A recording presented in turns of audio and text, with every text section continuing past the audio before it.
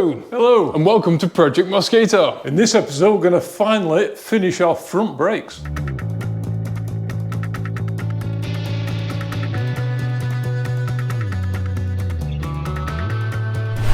It looks like a car and it feels car-shaped.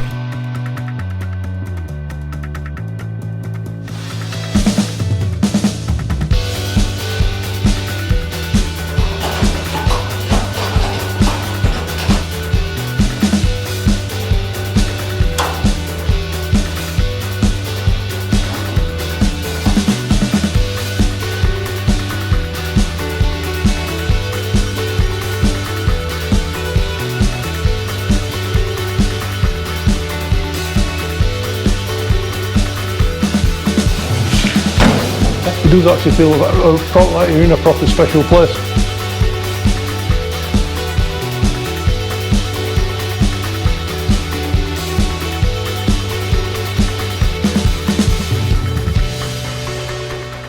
So in the previous episode, we discovered that the brake line basically runs into everything because we've got more caster and we've got fat bottom coilovers and the anti-roll bar isn't where it is on an MX-5. And we've got more lock. And we've got more lock, thanks to our quick rack. Our brake line ran into absolutely everything. And it's taken us ages to figure out where it needs to go and how it needs to go. We've also got more suspension travel, of course, don't we? Of course, yeah. So all those things have got to be taken into account. And obviously, once we've mounted it into that position, you can't kind of move it anywhere. Yeah, and it can't rub on anything under any circumstance, full droop to full compression. And it's been a bit of a challenge, really. But I have to give a shout out to the Nap Motorsports lads, Nap Motorsports on YouTube. They have a K-swap MX-5, and they made a video where they fit braided brake lines, and that was a real help for figuring out where the standard MX-5 brake lines go. Ours are completely different. And also, yeah, completely different. They're not even in the same postcode. No, but it was a good starting point. So we've got our trusty bit of chopping board. Yeah, this is leftover chopping board from the bonnet hinges, because of course it is. So we just need to make some blocks that we can drill, we can put the brake line through, and then we can clamp the brake line up, obviously without crushing it, but holding it in position.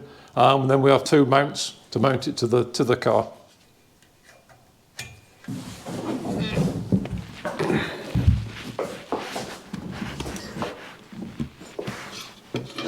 I'll tell you what, this front end, it might be fiberglass, but it's not light, is it? Nope.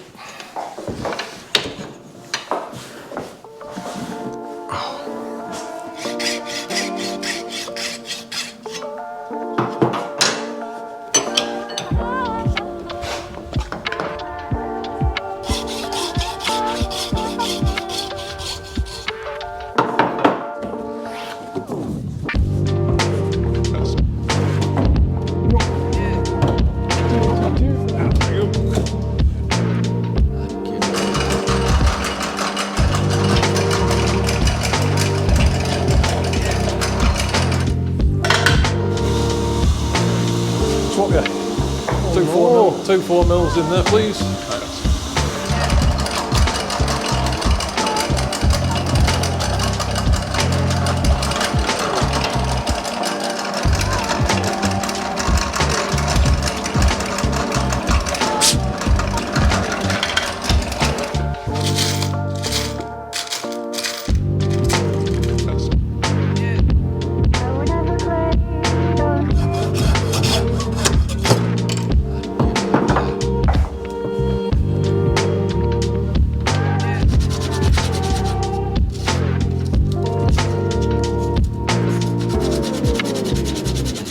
Okay, question, right? Is there anything you miss about living in the UK?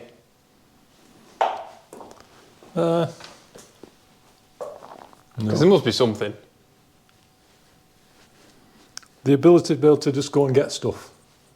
Yeah. Yeah, because that's it. England is like Britain is tiny. Yeah. And so even if you've got to drive all the way across the country, you can still be back before lunch. If you have to. For me, it's all food. All food related. I miss going to Barnoldswick for a curry. Yeah. I miss twiglets. Oh God, I miss twiglets so much. I've had a craving for twiglets for about, well, since I was last in Gibraltar. So what's that, 8 years? Okay.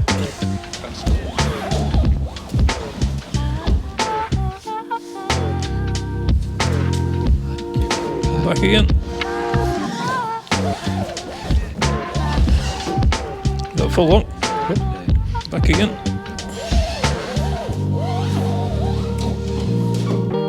That's all right, isn't it? Yeah, that's where anti-roll bar. Yep. And don't come anywhere near the coilover. Yep.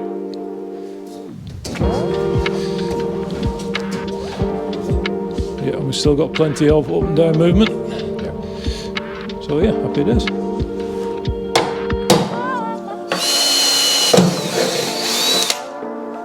That made me jump.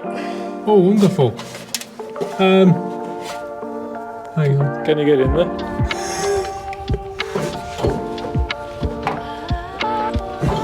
You know what? Oh. I can't. My hands are too big. There's no way you'll be able to film there. Not a chance I can. Can you get further forward as well? Hang on.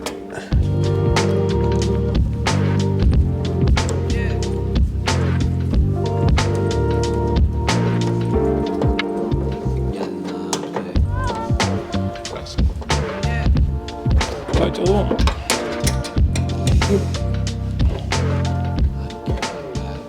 Okay.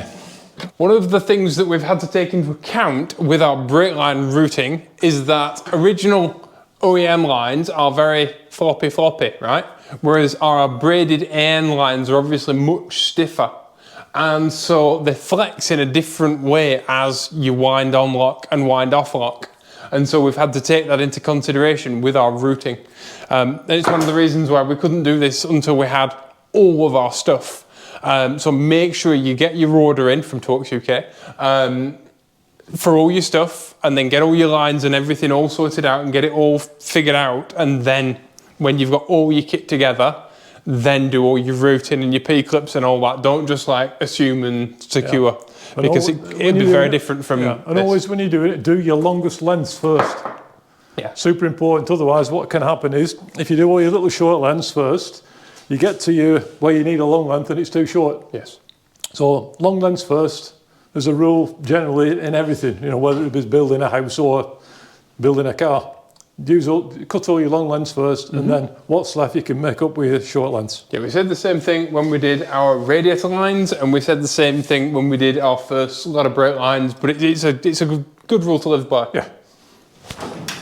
And a quick disclaimer, all of our AN fittings are supplied by Torx UK, not a sponsorship. Alex from Torx UK just reached out to us and he really liked what we do and he likes watching the videos we've done and wanted to donate some fittings. Thank you, Alex. Yes, thanks, Alex. But I'll leave a link in the description for people who want to check it out, because one good turn deserves another. Yeah. Do that. So that's 125. 15.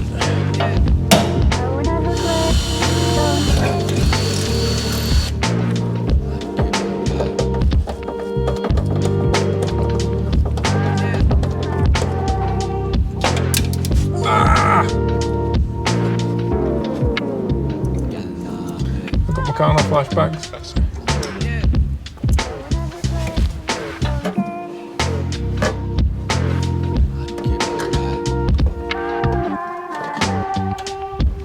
Right, go for it, front bolt. That's it. There you go. That's good. Tell you one of the best things about foams is always having a little torch on you. Yeah. It comes in handy constantly. Are we going to do all these lines next? And we get up drilling out it way and all that, or do you want to do? Yeah, let's get up drilling out of way and then let's get up plumbing together, yeah? Yeah. I did mention that we have more lock than a standard MX-5, right? But we haven't gone drift car spec. The reason why we haven't gone drift car spec is we have a lot more caster in our front suspension than a standard MX-5 or any drift car, because quite often caster is the offset of your kind of, if you think about it like a motorbike, right? You know the rake of the fork on a motorbike? The more rake you have, the more caster you have. Yeah, like a chopper, you know, with the really long forks and the little front wheel. Yeah. That has like masses of caster. Yeah, and that basically means that your steering wants to go straight all the time. In fact, when you think about the beginning of Easy Rider, when he's leant back, the reason his bike tracks so straight is because of all that caster, but it won't turn for toffee. Well, in a sports car, you often want more caster because it gives you really good self-centering, but it's also really good for placing the car on the road, isn't it? Yeah, gives you more feel in your steering. Yeah, it gives you it makes your steering more difficult, but it does give you a lot more feel. And a standard MX-5 has about 4 degrees of caster.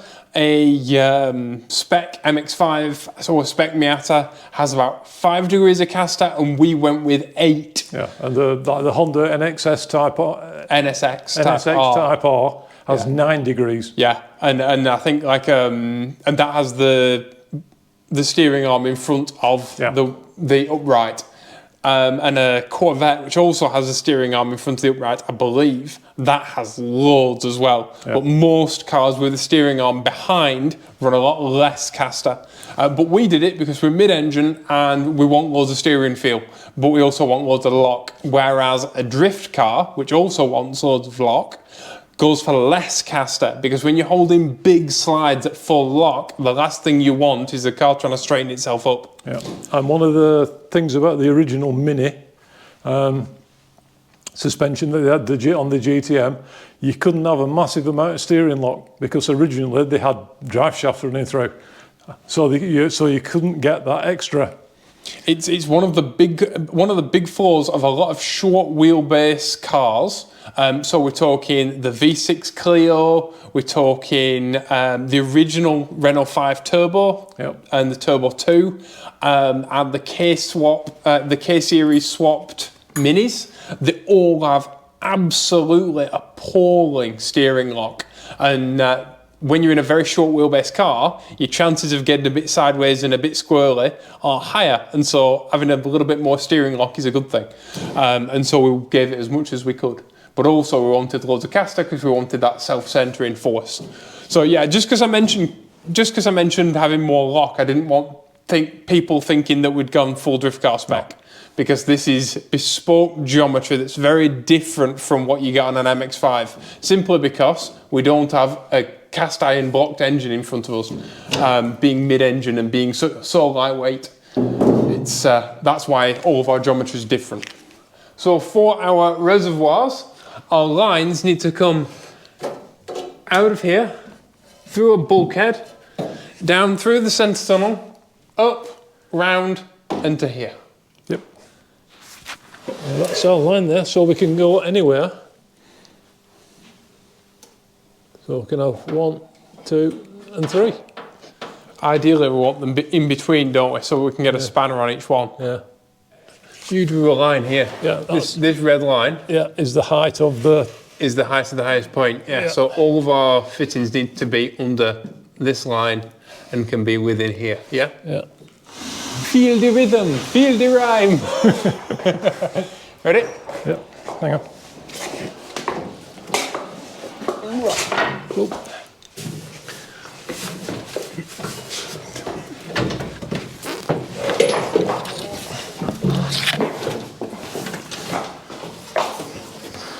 Safety chair. All right. Yeah, I got it.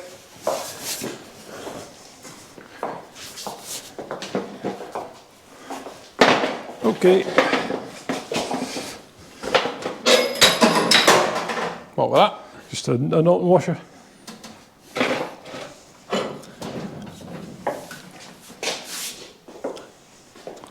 If you're concerned about the safety chair, just bear in mind that because of how little the car weighs, it's actually less weight than me sat on the chair. It is between the 3 points. Yeah. You have to make sure that our bulkhead fittings that we're going to put through the other side don't interfere with these.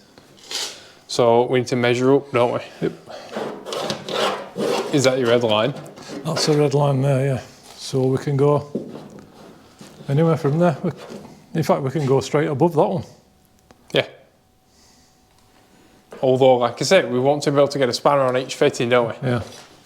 And so if we can stagger them, better. Got it. Can you see the light? Yep. Go towards the light. There you go. Yeah, that one is On the red line. just it's near the red line.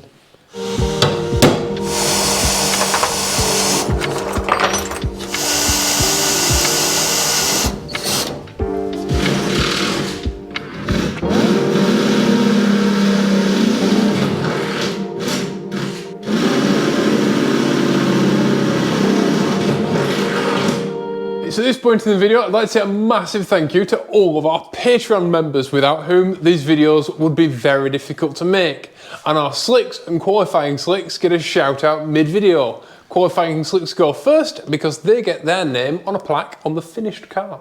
And we've got a new addition to our qualifying slicks, Neil Fuller. Welcome, Neil. Yeah, and we've got Derek Green and Steve Schriefer. And our slicks, Alex Bottomley, Jamie Dowden, David Flaherty, Old Goat, Robert Millwood, Logan Pillsbury, Rob Podmore, Liam Quinn, Darryl Rowe, Tim Ritchie, Mike Satke, George Ripley and Andy Wood.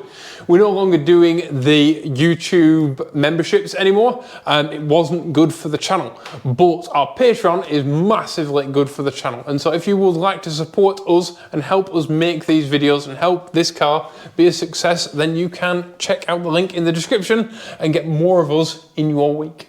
Yes, thank you, guys. Thank you very much.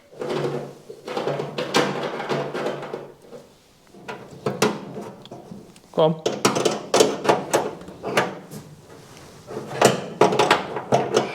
You have to, no, you'll have to orientate them after. Middle one.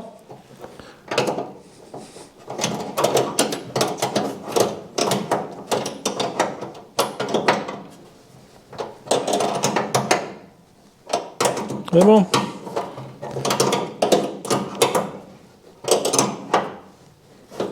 Ow. Okay. Yep. Show the people. So for our low pressure side, it's a bigger fitting, and so it uses a bigger hose. And we've got this really nice clear braided stainless. All the lines on the car are stainless braided. The black stuff that we're using for the high pressure side is also stainless braid. It's just got a black coating. And for under our pedal box, we've got this stuff, which is stainless braid, but it's not PVC coated. And the reason why I chose this for underneath the pedal box is it's a little bit more flexible than this stuff. This stuff's pretty stiff. And obviously for sliding a pedal box backwards and forwards, it's the flexibility that you need. Now then, we need to mark what these are. It don't matter. What do you mean it don't matter? Because it matters. Because you want them the same order on the inside as they are outside, do you not? Yeah, I suppose. So what you've currently got hold of is clutch. Your clutch is at the back.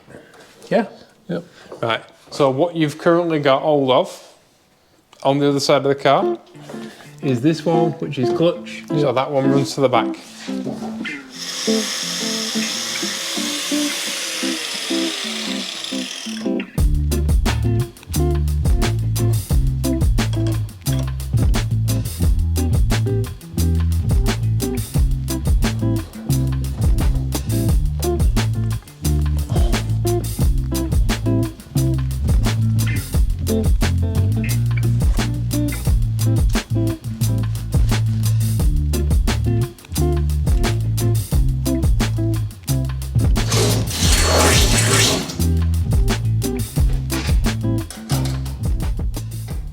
Good morning.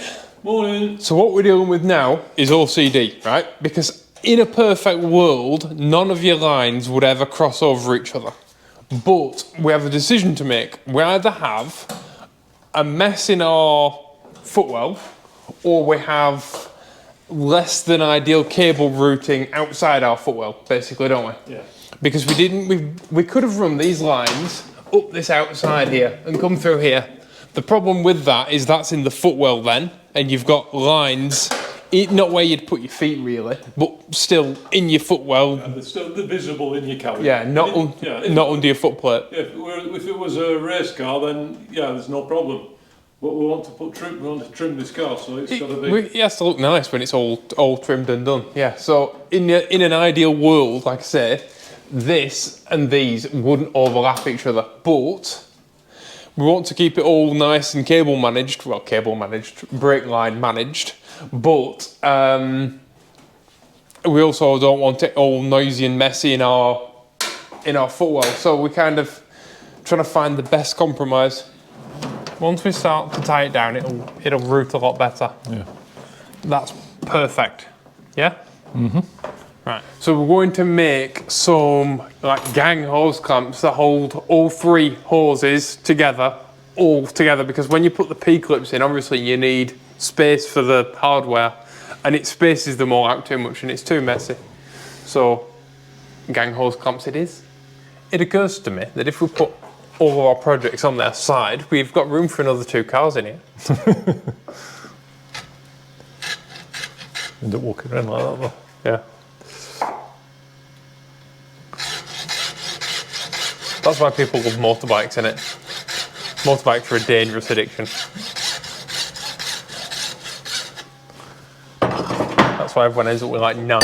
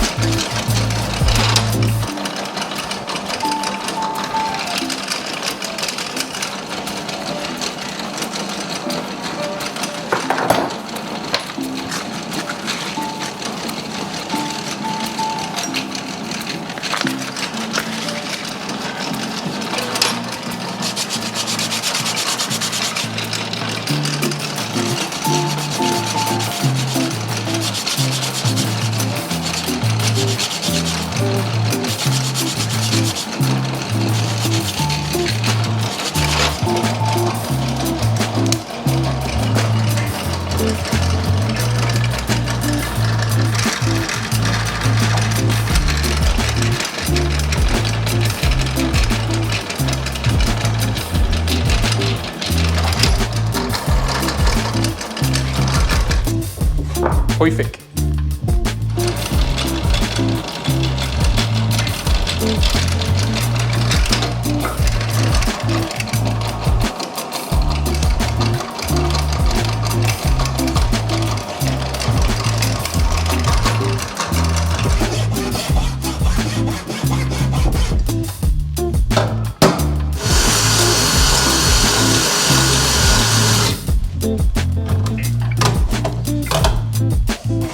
And yes, we've officially run out of hardware, so we're using what we've got.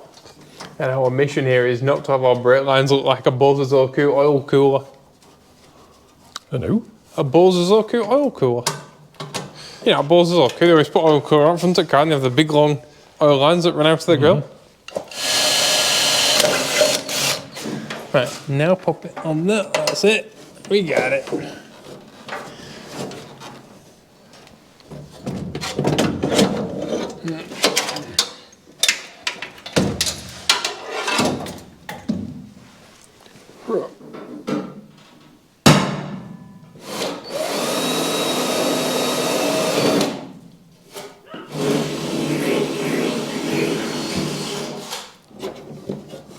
And if you're wondering if we have enough clearance for these AN lines and the radiator line that runs through, yes, 2 millimeters. It's not much, but I'd rather have 2 millimeters than not have 2 millimeters. No. So clutch, front, rear. We need to mark that, don't we? Yeah. And so when we go up, our inside one,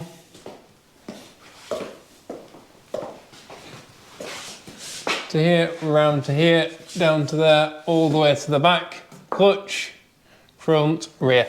So they're the same way round in the master cylinders as they are in the pedal box. So when you're filling them up, you don't have to think about it. And it's very tricky because this fitting has to be the rear because it's the closest one to the pedal box and the rear has the least to travel. And so it has to have a loop on the other side. From the edge of our thing to there, we are exactly 30. So we are within the 30, yeah? Yeah.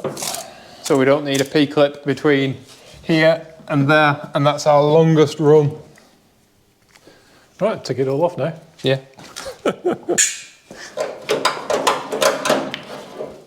Right. Let's chop them to length. We'll do one at once. Can I just say, how lovely is it that our brake lines are, well, our master cylinder lines are so short and nice? Yeah. How cool is that?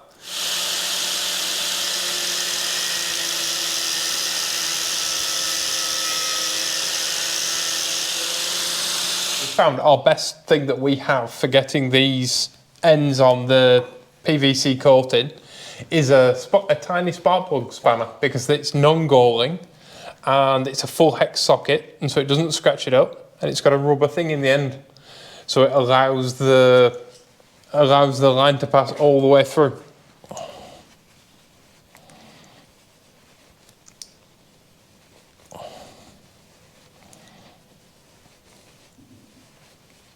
Right, this is a really lengthy process and we've got loads of them to do. So I think we'll just cut to when we've done it all. Yeah. Like a prized thing. So there we have it. Yep. That took ages. What we got there? Yeah. It makes it worse because we kept them all together. Yeah, if you're doing it at home, don't keep it as a big bundle of snakes because when you tighten them up, you risk obviously scratching stuff and stuff's flailing around and it was more difficult than it needed to be. It's not like us, is it, to make it more difficult than it needs to be? No, not at all. It's that patented Pickard path of most resistance again. The reason why we've run these lines down here like we have is because, of course, there'll be fuel tank here, and so we want to keep it as clean and clear of a fuel tank as absolutely possible. And we have 2 water lines that run up here for the heater, and 2 water lines that run under here for the radiator.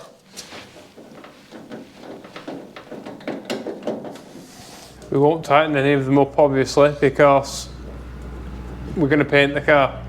And so when it all gets painted, everything has to come off again.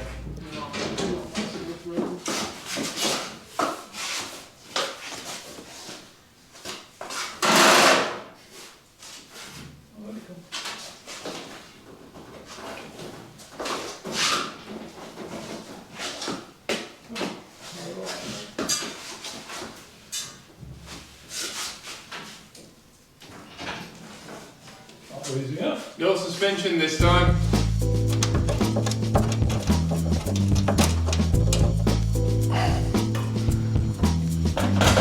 Oh yeah. Huh? Yep. Hey. Now then, where to drop that nut? Here.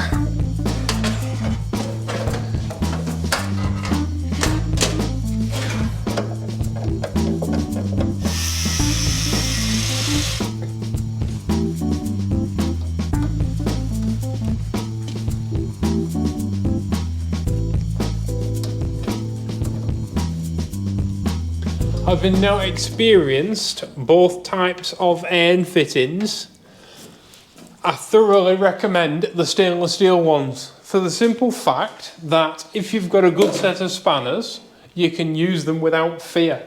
It was a bit nerve-wracking, it's like added nerve-wracking is aluminium fittings, like they're cool and everything, and it's a good job we've got our really high quality Facom spanners, but we were still a bit clenched up, weren't we, tightening them? Because you don't want to scratch them. And the stainless steel ones, you pretty much like that's just not a thing, is it? Nope. And so, yeah, unless you are married to black on black, my suggestion is stainless. I'm going to put the pedal box back in, but I think I speak for both of us when I say I'm too tired to do these lines today. Yeah, we'll end up making a mistake. Yep. So you've got that to look forward to next week. Well, in the next video. Yeah, I'm tempted to move that back a little bit. All right. Do you think we overcooked it? Yeah. Huh. I'm not the one that has to weld the hole up, so you can move it as many times as you like for me.